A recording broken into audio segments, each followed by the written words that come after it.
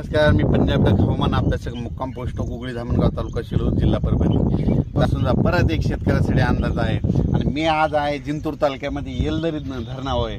आणि तुम्हाला एक सांगू इच्छितो, ह्या येलदरी धरणामध्ये उन्हाळ्यामध्ये 26% पाणी होतं आणि ह्या काल परवाचा जे पाऊस पडला होता त्याच्यामध्ये 4% वाढलं, म्हणजे जवळपास 30-31% वाढलंय।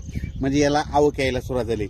परत शेतकऱ्याला सांगू इच्छितो की आपण मागचा अंदाज दिला होता की राज्यामध्ये जवळपास 14 तारखेला पाऊस सुरू होईल, तर तुम्हाला सांगतो राज्यात पाऊस सुरू झाला, विदर्भात सुरू झाला आणि राहिलेल्या ठिकाणी राज्यामध्ये पूर्व विदर्भ, पश्चिम विदर्भ, दक्षिण महाराष्ट्र, उत्तर महाराष्ट्र, कोकण पट्टी, मराठवाडा या सगळीकडे या भागामध्ये आज 14 तारखेपासून म्हणजे आजपासून बऱ्याच रात्री पावसाला सुरुवात होणार आहे, म्हणून हे अंदाज लक्षात घ्यायचा।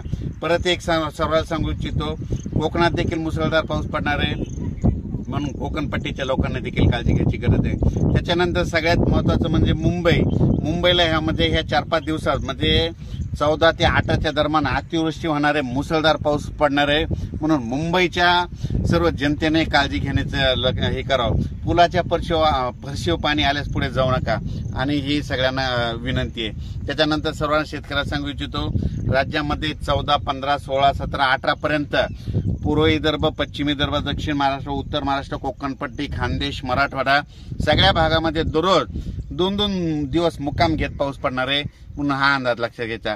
परत पुन्हा आणखीन एक सांगू इच्छितो, त्याच्यानंतर 21 तारखेपासून 21 जुलै ते 26 जुलैच्या दरम्यान परत एक चांगला पाऊस येणार आहे, म्हणून हे अंदाज लक्षात घ्यायचा।